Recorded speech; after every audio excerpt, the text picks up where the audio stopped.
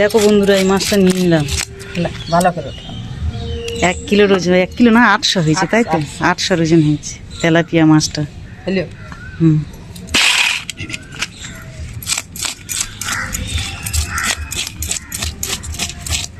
Tilapia মাছ আছে, এখানে আছে রুই মাছ, চিংড়ি,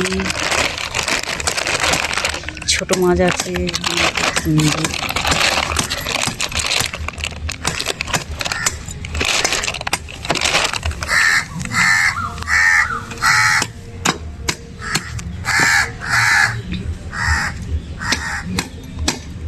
মাছটা নিয়ে না এরা মানে সব থেকে খুশি হয় এরা।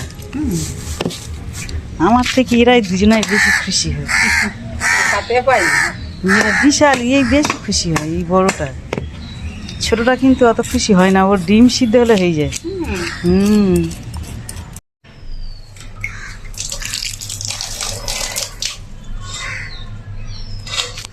বন্ধুরা, মাছটা কেটে দিয়ে দিয়েছি মাসিমা, কেটে নিলাম। এখন এবার ধুয়ে নেব।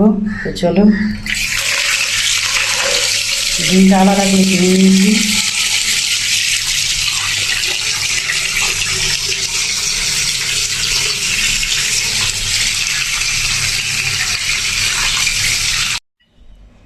তো বন্ধুরা, মাছটা একদম ধুয়ে টুয়ে রেডি করে নিয়ে এসেছি।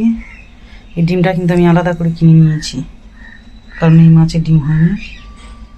এটা হচ্ছে কি রুই মাছের ডিম, আলাদা করে কিনে নিলাম। আর মাছগুলো এতটাই ফ্রেশ না, দেখলে তোমার নিতে ইচ্ছা করবে। খুব সুন্দর একদম, দেখো মাছটা। তো চলো, তো এখন সবজি কাটতে বসে গেছি। তো চলো সবজিগুলো কেটে নিই। তো এখন মাছে নুন হলুদ মাখিয়ে নিচ্ছি, কড়া বসিয়ে দিয়েছি। মাছগুলো ভেজে নেব।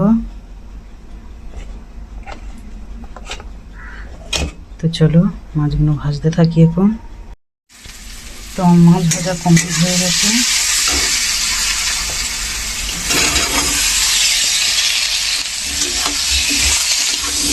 মাছের ঝোলের জন্য আলু ভেজে নিচ্ছি।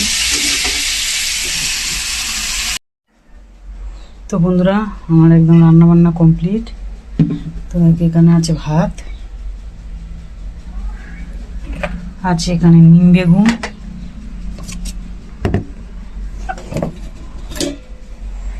এখানে আছে মাছের ঝাল।